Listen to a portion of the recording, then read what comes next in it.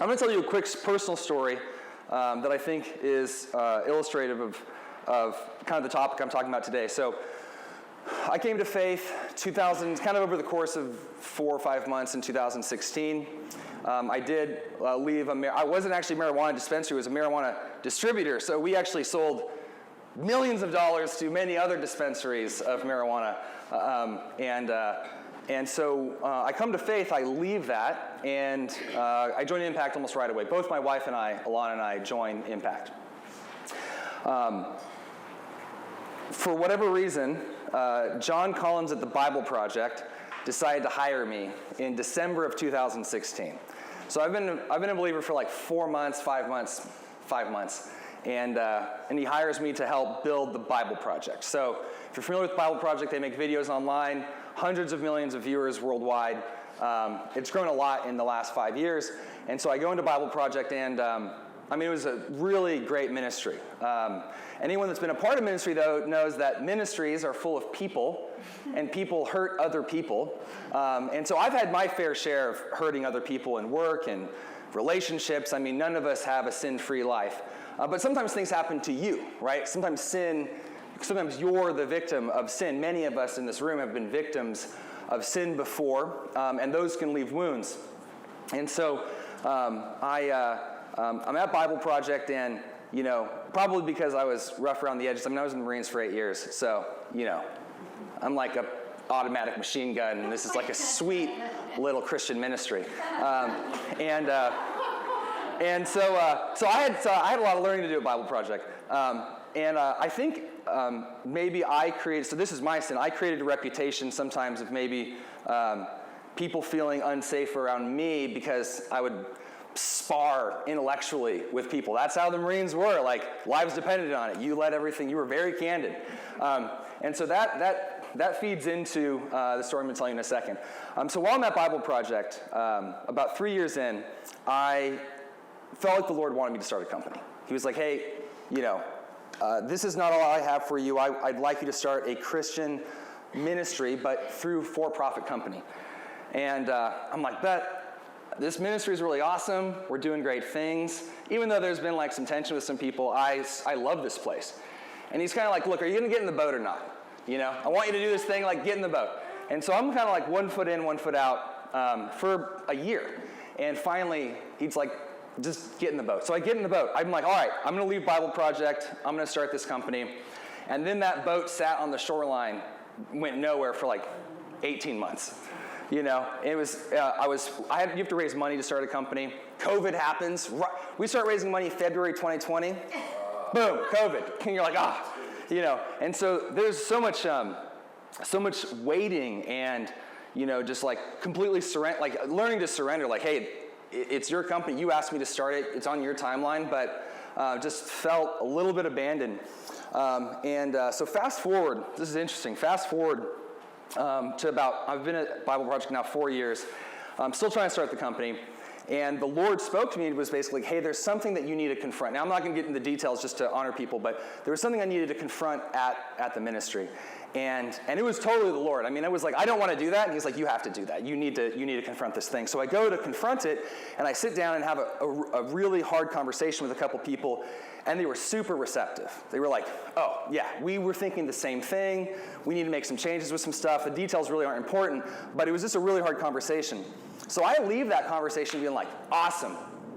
That next Monday, some of the other people on the leadership team went just full character assassination on me. My integrity was being called into question, my character was being called into question. It really was just insecurities. The devil was threshing people like wheat. And I felt just totally betrayed, so to speak. And anyone that's been in ministry probably has felt betrayed at some point in their life. So I feel totally betrayed, and I'm just sitting in prayer with the Lord, and I'm like, man, why would you call me to do that? And I guess that's just how things don't always work out the way that you expect them to. And I heard him speak to me so clearly. It was one of the clearest things I've ever learned. And he was like, the trust and safety that you're not feeling right now, the trust and safety that maybe you didn't create at one point, you're feeling that right now, and now you know how important it is. Now you're ready to lead. And we raised $5 million 3 weeks later, and the company got started. And so it was just like, God calls us to things. He designs us for certain things. He does have a calling on our life, but sometimes we have to go through something in order to be ready to fulfill that calling. And so often that thing we have to go through is pain and suffering. It's pain and it's suffering.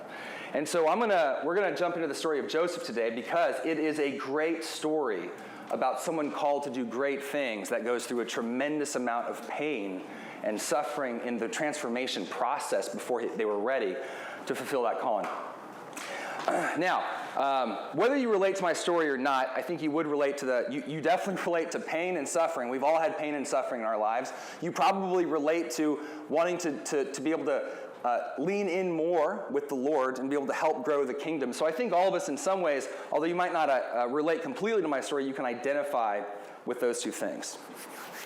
I think that pain and suffering, as much as we like to avoid them, especially in America,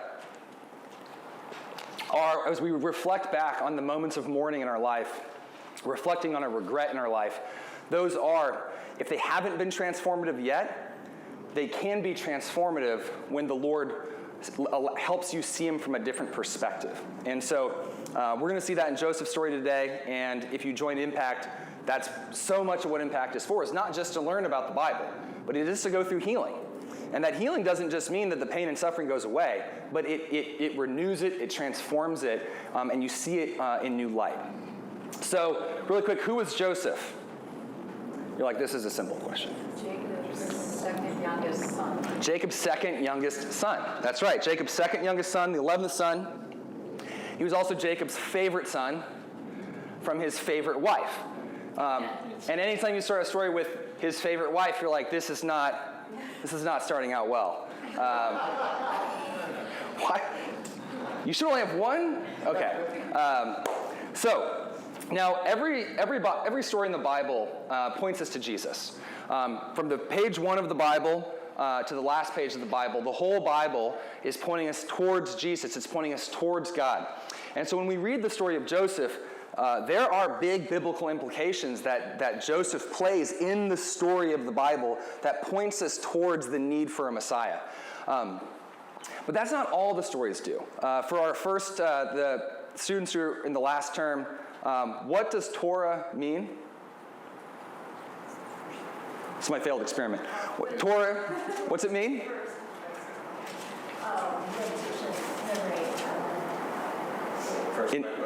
What's that? First 5 books, so Pentateuch, first 5. You're like, it means a couple things. Law, you probably hear law. But the best translation of Torah is instruction. It is instruction. And so when we read the story of Joseph, or when we read anything in the Bible, not only is the Bible telling us the story of how things came to be and how we both need Jesus and receive Jesus, but it also is there to teach us something. Right? It's there for us to learn something. And so Joseph and every character in the Bible, Peter, David, they are portraits that we can see ourselves in and that we can reflect on those things. And so as we read Joseph, we're going to not just look at it from a purely the primary biblical perspective, which is what's Joseph doing in the overall story that leads us to Jesus, but also what is it that he can teach us through his life. So in order to honor first the biblical aspect of the story of Joseph, we're going to watch a quick video. If you join Impact and you're in my class, we pretty much watch a video every time because people love videos. I was also at Bible Project for 5 years, and therefore I know all their content. So I'm like, oh, I'm going to use it. All right. Thanks. They'd be happy to hear that. Let's see how the sound is. Test. We're walking through the A little loud. How's it back there? book of Genesis, which That is good? All right. I'm going to get out of the way.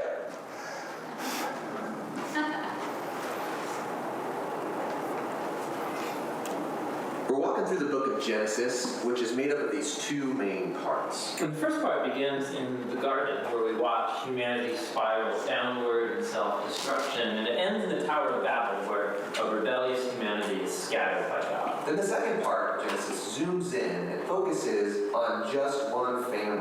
And right in the middle is this story that links the two parts of Genesis together and helps us understand what the whole book is all about. So how do we get from the Tower of Babel to the story here in the middle?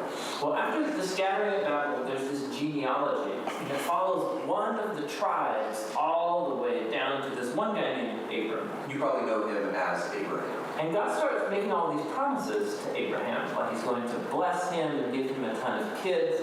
And he says that through him and his family, all the nations of the earth are now going to find God's blessing. So basically, God is trying to restore humanity back to the goodness of the garden and to his original intentions for the world. So it's like his rescue plan for humanity. And that's why the whole second half of Genesis is about this one family. And so you have Abraham, and then he has a son Isaac, who has Jacob, and then Jacob has 12 sons. And each generation, God renews his promise to bless them and all nations through them. So because of this promise to use this family to rescue the world, it's pretty easy to read these stories as examples of how to be a good person. But actually, for the most part, this family is totally dysfunctional. So for example, let's go back to Abraham. This whole story is about God giving him and his wife Sarah a family. But 2 different times, he basically gives Sarah away to other men by denying that she's even his wife.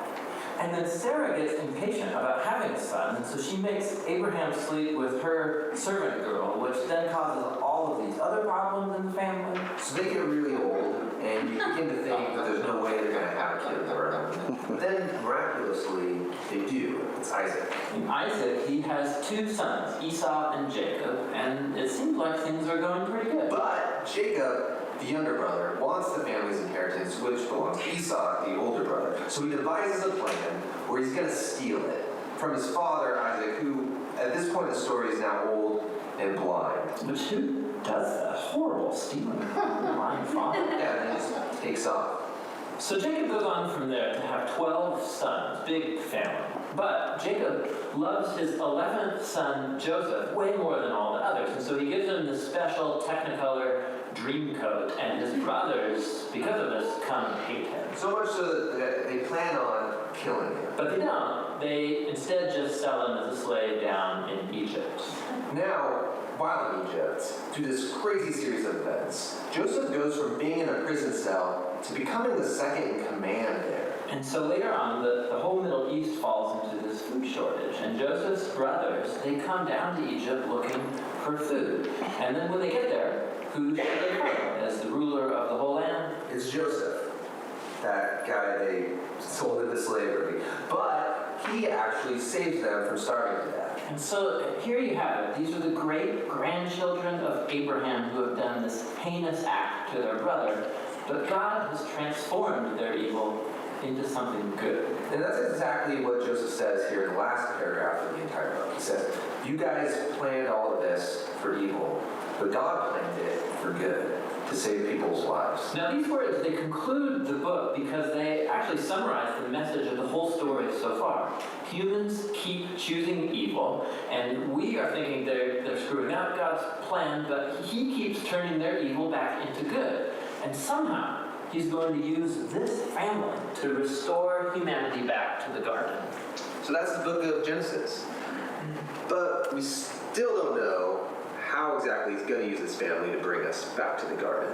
Well, yeah, but this is the first book, so that's what the rest of the Bible. All right, so that's the class. We're good. You got the story.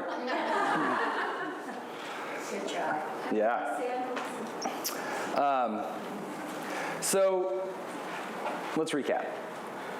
So it's important, this is just really important whenever we read let me back up.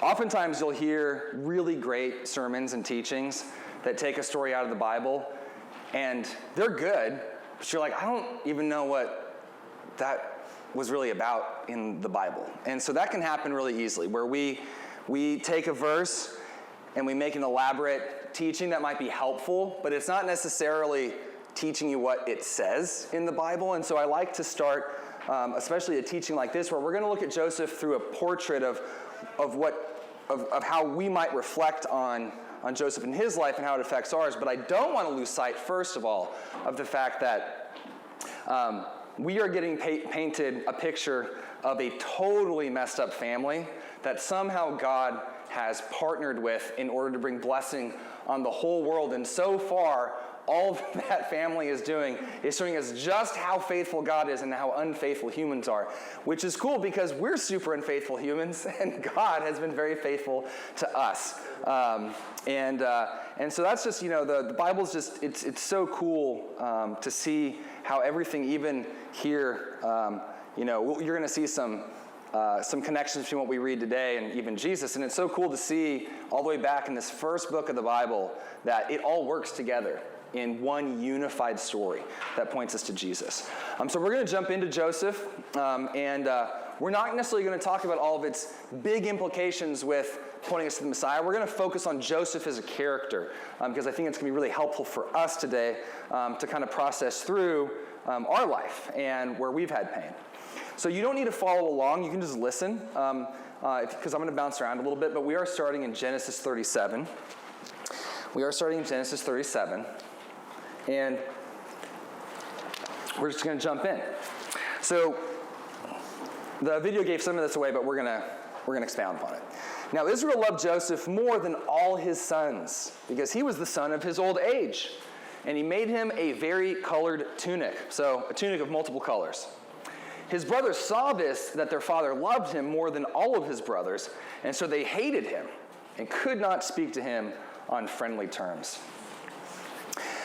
Then Joseph had a dream, and when he told this to his brothers, they hated him even more. He said to them, "Please listen to this dream which I have had, for behold, we were binding sheaves of like wheat or grain, in the field, and lo, my sheaf rose up and stood erect, and behold, your sheaves gathered around and bowed down to my sheaf."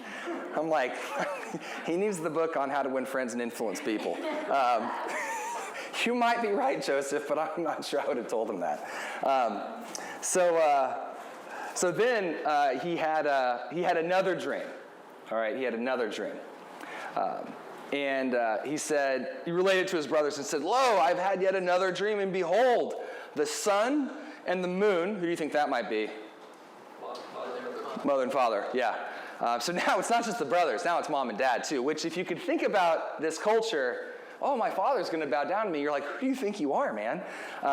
So he says, the sun and the moon and the 11 stars were bowing down to me. He related this to his father and to his brothers. And his father rebuked him and said to him, "What is this dream that you've had? Shall I and your mother and your brothers actually come to bow ourselves down before you on the ground?" His brothers are like, "Are you actually going to reign over us?" They're not happy about this. Now his brothers were jealous, but it says that his father kept the saying in mind. So the father's like, I'm going to rebuke you, but I'm going to log this back here. But the brothers, man, they were jealous and unhappy. So later, his brothers went to pasture the father's flock in Shechem. Shechem is near Jacob's well. It's one of the first settlements of the Israelites in the Promised Land. And so Israel, or Jacob, said to Joseph, "Are not your brothers pasturing the flock in Shechem? Come, and I will send them to you." And he said, "I will go." So when his brothers saw him from a distance, before he came close to them, they plotted against him to put him to death. They said to one another, "Here comes this dreamer." Keep in mind, this is the salvation of the world. This is the family that's going to be the salvation of the world. They're like, "We should put him to death."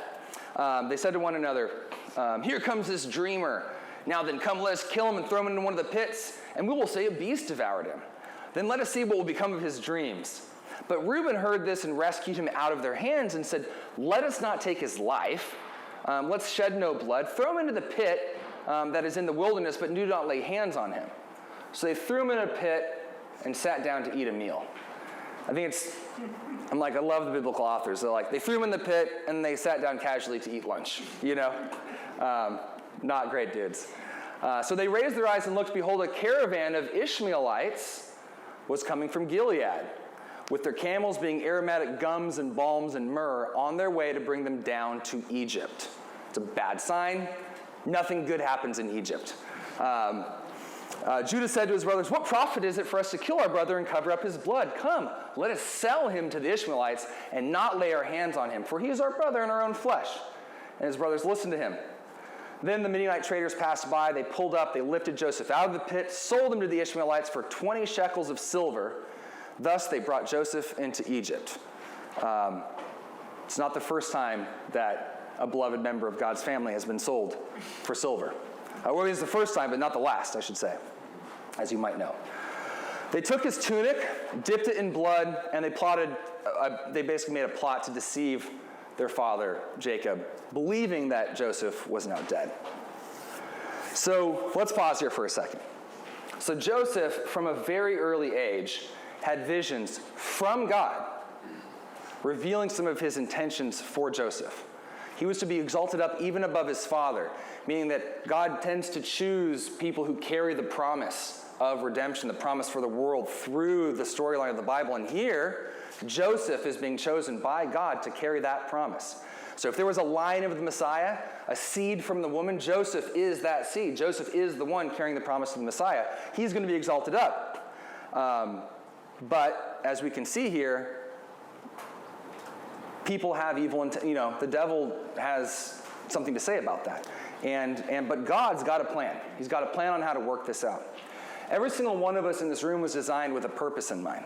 We all have a calling on our life. And of course, our first purpose is to tend and to keep the garden. It's to be in relationship with the Lord and to tend after creation and one another. But we have callings on our lives where we have the unique opportunity to partner with God to do something He made us to do. And there's nothing more fun, in my opinion, than doing what God made you to do. It's fulfilling. It is satisfying. You see God in those things when we fulfill our purpose. But that doesn't mean that we're ready to fulfill that purpose. Or if He has another purpose, you are not yet ready to fulfill that purpose. But we all have been designed with something in mind. Jeremiah 1:5. Before I formed you in the womb, I knew you. Before you were born, I set you apart. I appointed you as a prophet to the nations. Jeremiah was appointed as a prophet to the nations before he was ever in the womb. Time matters to us. The Lord uses time for us. But outside of time, God knows all. He knows exactly why He made you and what He's appointed you to do before you were even in the womb. Psalm 138:8, God is working out His plans for your life. God is working out His plans for your life. And it's no different for Joseph, right? He's got some suffering to go through so that his genetics and DNA might be exactly how they were formed to be who Joseph would be, but he has experiences and trials and suffering and pain and things that he has to go through before that uniquely made human can be uniquely equipped to do what God's calling him to do. So Joseph hadn't done anything wrong here. Now Joseph, of course, Joseph sinned, like all humans have sinned, but there's no evidence in the scripture here that he's being punished for sin. He is an innocent victim here of his brothers being sold into slavery. He didn't do anything wrong. Many people in this room, you've been sinned against, you've been hurt, and you didn't do anything to deserve that. You didn't do anything to receive that. But that doesn't mean that God doesn't intend to use it, and it's not part of the plans that He's working out for your life.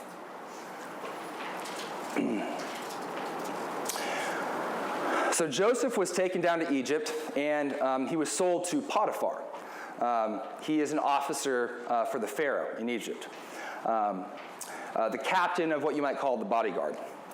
So he bought him from the Ishmaelites, but it says in the scriptures that the Lord was with Joseph, so he became a successful man. He was in the house of his master, the Egyptian, and now that his master saw that the Lord was with him and how the Lord caused all that he did to prosper into his hand, he found favor with Joseph in his sight because his personal servant, and made him his personal servant. So the Potiphar sees Joseph, he's crushing it. He's like, I want you to be my personal servant. So he made him an overseer of his house. All right. Now Potiphar would have been rich, so in his state, and everything that he owned, he put in charge of Joseph. But it would seem that Potiphar was not the only one that took a liking to Joseph, because Potiphar's wife liked Joseph and made many advances on Joseph. I didn't say how many, but it seems like a lot. Right? So she's hounding Joseph. Hey, I want you to sleep with me. And he's like, how could I do this great evil and sin against God? So eventually, she's rebuffed enough times, and she tells Potiphar that Joseph tried to sleep with me. And so for his reward for his integrity and his virtue is prison. He gets thrown into prison. Potiphar's wife lies, says he tried to sleep with her, and Potiphar ends up throwing Joseph into prison. So what does Joseph do? He crushes it. The Lord was with Joseph and extended kindness to him and gave him favor in the sight of the chief jailer. The chief jailer committed to Joseph's charge all of the prisoners who were in jail, so that whatever was done there, he was responsible for it. The chief jailer did not supervise anything under Joseph's charge because the Lord was with him, and whatever he did, the Lord made him prosper. So this is like, I've never heard of a prison that's like, hey, you're such a stand-up prisoner, you're actually going to be in charge now. So Joseph is doing great, but he's still in prison. And so I just want you to think, like, how much wrestling do you think Joseph, even if you're crushing in jail, you're still in jail. How much wrestling did he have to go through with God? Even how much forgiveness did he have to work through with God? To be like, I haven't done anything wrong. In fact, I'm being faithful to you. I'm not sinning against you. I'm doing the work that you've given me, and his reward is prison, right? His reward is prison. I imagine that there is a lot of humility that's being forged inside a man who has been thrown into prison wrongly. Paul talks about suffering in Romans 5, 3-4. He says, not only do we suffer to glorify God in our sufferings, but because we know that suffering produces perseverance, perseverance produces character, and character produces hope. I'll read it one more time. Not only do we suffer to glorify God in our sufferings, but because we know that suffering produces perseverance, perseverance produces character, and character produces hope. One of the greatest virtues that we can hope to have cultivated inside of us is hope. Everything in our life, good and bad, is the Lord working out our plans in our life for us. Our unique design is not just how we're made, but it's how we're forged through life, through circumstances, through experiences. Now, we don't always respond the way that we would hope to adversity. I know many of us, me included, we face adversity and we're like, we feel like it crushes us. We're like, Lord, why'd you do it to me again? This person has it so easy. I'm sure they don't. But even when we fail to respond to adversity well, the Lord can use that because we learn how to respond to adversity well through our failures. And I'm positive that God's determined to use your experiences in your life, especially those dark moments, for his good. Romans 8:8. And we know that in all things, God works for the good of those who love him and who have been called according to his purposes. Right? That doesn't mean that the bad things that happen to everybody out in the pagan Gentile world, it doesn't mean that everything that bad happens is like, oh, God's going to use that for good. Bad things happen. But when bad things happen to believers, and we enter into that partnership with the Lord, both in reflecting and living with him, he uses all things for the good, for the purposes that he calls us to. Which means that if they come to faith, guess what? And they reflect back on those bad things, there's a purpose to them, right? These are not just random, unfortunate events that befall us. The Lord has a plan for us. You should take a lot of comfort in that. Now, moving back to Joseph. So Joseph goes on to develop a reputation for interpreting dreams. We're not going to mention all of the dreams, but he develops a reputation for dreams and visions. Unfortunately, his dreams and visions even help some people, but they forget about him. He still is sitting here in prison. But eventually, those dreams and visions win him an audience with the Pharaoh of Egypt. And favor with the Pharaoh, by interpreting a dream, the 7-year famine, as you saw in the video, earns him the highest seat of government in Egypt. All right, the highest seat next to Pharaoh. And he's been given a specific mission. Now keep in mind, Egypt is a very large kingdom, right? So you've got Egypt, you've got, at this time you've got Egypt, you've got what you would call a proto-Babylonian empire, and then you've got a bunch of city-states. So we're talking about one of the largest, most flourishing kingdoms in the world. This would be like being, they were smaller at the time, but this is like being put in charge of the United States or China or something like that, right? Like this is one of the premier kingdoms of the age. And they're about to face a brutal 7-year famine. And who does the Pharaoh put in charge to save the lives of that kingdom? Joseph, right? This is not a small calling. This is a big calling, one of the largest that you see here in the early chapters or the books of the Bible. And so he does it.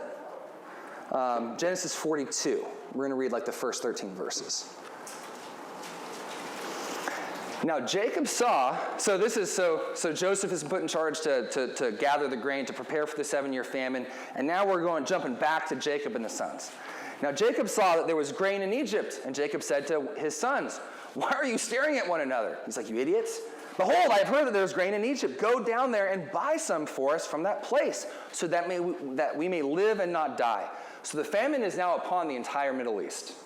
And Jacob and his sons, the family that God is planning to use to bless all of the nations, is at threat of dying, of famine, right? But luckily they sold their brother into slavery down in Egypt because God had a different plan. All right. So Jacob sent the sons, the 10 brothers, but he didn't send Benjamin, right? His little kid. He loves Benjamin. He already lost Joseph. He said, "I'm afraid that harm may befall him." So the sons of Israel came to buy grain among those who were coming, for the famine was in the land of Canaan also. So Joseph was the ruler over the land. He was the one who sold to all the people of the land, and Joseph's brothers came and bowed down to him with their faces to the ground. When Joseph saw his brothers, he recognized them. But he disguised himself to them and spoke to them harshly. He said, "Where have you come from?" He said, "From the land of Canaan to buy food." But Joseph had recognized his brothers, although they did not recognize him. Joseph remembered the dreams which he had had about them and said to them, "You are spies. You've come to look at the undefended parts of our land." I love that he's just messing with them. The Lord has such a sense of humor, you know? Then they said to him, "No, my lord, but your servants have come to buy food. We are all sons of one man. We are honest men. Your servants are not spies." Yet he said to them, "No, but you have come to look at the undefended parts of our land." But they said, "Your servants are 12 brothers in all, the sons of one man in the land of Canaan. Behold, the youngest is with our father today, and one is no longer alive." Joseph said to them, "It is as I said to you, you are spies. But this you will be tested by. By the life of Pharaoh, you shall not go from this place unless your youngest brother comes here. Send one of you that he may get your brother while you remain confined, that your words may be tested, whether there is truth in you. But if not, by the life of Pharaoh, surely you are spies." So he put them all together in prison for 3 days. Fair punishment for selling your brother into slavery. Now Joseph said to them on the 3rd day, "Do this and live, for I fear God. If you are honest men, let one of your brothers be confined in your prison. But as for the rest of you, go carry grain for the famine to your households. And then bring your youngest brother to me, so your words may be verified and you will not die." And they did so.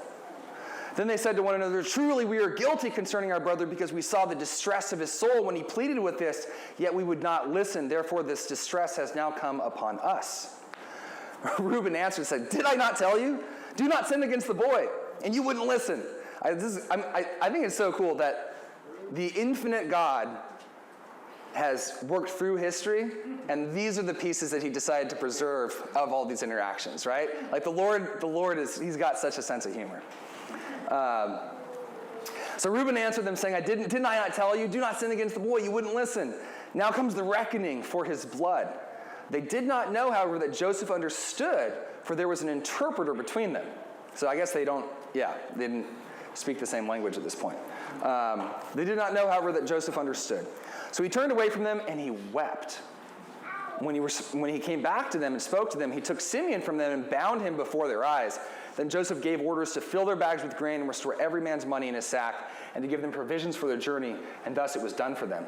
So Joseph I mean, Joseph he's having a little fun, but he also feels deep sympathy for his brothers, for his father. Like, this is a transformed, godly man who was sold into slavery by these guys. And the first time he sees them, he wants nothing but to help. He even returns their money, right? So he is very much, their brother.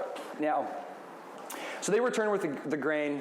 Jacob relents, sends Benjamin, and then, finally Joseph reveals himself to his brothers, and it's a pretty happy ending, Brothers are reunited. He's reunited with his father. Jacob's able to die, knowing that his favorite son was alive.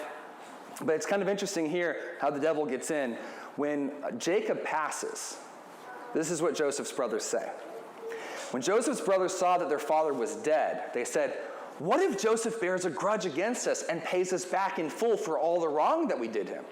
So they sent a message to Joseph saying, "Your father charged before he died, saying, 'Thus you shall say to Joseph, please forgive, I beg you.'" So now they're lying. "Please forgive, I beg you, the transgression of your brothers and their sin, for they did you wrong. And now please forgive the transgressions of the servants of the God of your father." And Joseph wept when they spoke to him. Then his brothers also came and fell down before him and said, "Behold, we are your servants." But Joseph said to them, "Do not be afraid, for am I in God's place? As for you, you meant evil against me, but God meant it for good, in order to bring out this present result, to preserve many people alive." He says, "So therefore, do not be afraid. I will provide for you and your little ones." And he comforted them and spoke to them kindly. And as I said earlier, Torah means instruction. And so when we read this, we read ourselves in these stories. And so when Joseph tells his brothers this, I mean, I hear that for us. Do not be afraid. What was meant for evil against you, I meant for good, in order to bring about this present result, so that you could help preserve many people's lives, so that you could help preserve many people's souls. I've yet to meet one person who has gone through hard times and the Lord redeemed those hard times that isn't a more powerful witness because of it. Revelation 12:11. "And they overcame him," Satan, "because of the blood of the Lamb and because of the word of their testimony," right? And our testimonies are redemption stories. We are here, and God, through his redemption, he elevates us, next to Jesus. Like he sees Jesus in us. And it's that transformation, the glory that brings him, that attracts people to him. That is how the devil is overcome. And so whether your pain or your suffering in your life is from sin, or you were just an innocent victim of that sin, despite your innocence in the matter, when we read the story of Joseph, it gives us things that are foundational to any of us in those positions. Jesus warns us that we're going to have to pick up our cross and follow him, right? Job warns us that although we love God and God loves us, our lives are not devoid of pain. But Joseph teaches us that all of that pain, like I said, whether it's because you were innocent, a victim of it, or it was in your hands, Joseph teaches us that it's that very pain and suffering that God will use as he ushers you into your calling and purpose through the transformation those experiences bring about. Now, I'm not going to hard sell you on Impact, because Impact does a lot of things, but if you want a supercharged sort of fast track on reflection on your life, on bringing healing to those moments in your life where not only does it not only drag you down, it actually lifts you up, right? Because of God's ability to transform. So I think we're right on time, but we probably have a few minutes for questions if anybody does have questions. Whenever I do a class, I always like questions, but those are a little bit different, and we know each other. I know some of you. Questions. Can be on anything. Joseph. Cool. All right. I think we have a 20-minute break. Until 10:45. 10:45. Till 10:45. Oh, Lisa. Why don't you explain to any potential candidates what you teach in Impact about the Bible? I teach a big Bible overview. So we, rather than jumping deeply into every book of the Bible, what we do is we look at foundational stories that help move the plot line of the Bible forward to Jesus. But we also pick books where you can learn how to read that type of book. So we're not going to read all of the prophets, but we're going to read a prophet, and we're going to learn how you read prophets. We're not going to read all of the poetry in the Bible, but we're going to read some poetry so you can learn how to read biblical poetry. We won't read all of the letters of the Bible or all of the Gospels, but we'll read a couple letters, we'll read one Gospel, and we'll learn how do parables work. What did New Testament letters in the 1st century AD look like? Why do they look that way? Because when we read the Bible, if no one's ever taught you how to read the Bible, the Holy Spirit will be faithful to teach you.